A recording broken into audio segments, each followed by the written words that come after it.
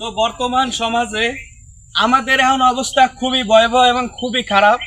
আমরা দেখতে পাই দিন দিন রাস্তায় এবং লঞ্চ গার্ডে অ্যাক্সিডেন্টের ভরসা বাড়তে আছে।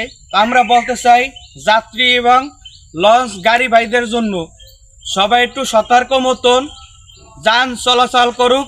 এটা আমরা বলতে চাই একটাই, যারা যানবাহন চালান এবং যারা পরিবহন চালান এবং লঞ্চ চালান এবং সকল মানুষের জন্য এই ঈদের যাত্রায় অনেক মানুষ দুর্ঘটনা হয়েছে এবং ঈদের ছুটি শেষ, এখন সবাই ঢাকা শহর ছুটে যাইতেছে। সকলকে বলি নিরাপত্তায় যাওয়ার চেষ্টা করুন, ধৈর্য ধরে যাওয়ার চেষ্টা করুন। তাড়াহুড়া করার কোনো প্রয়োজন মনে করি না। কেন তাড়াহুড়ার কারণে আমাদের অনেক মা বোন এবং ভাই বোন জীবনের ঝুঁকি নিয়ে এ পথ থেকে সরে যাওয়া লাগছে।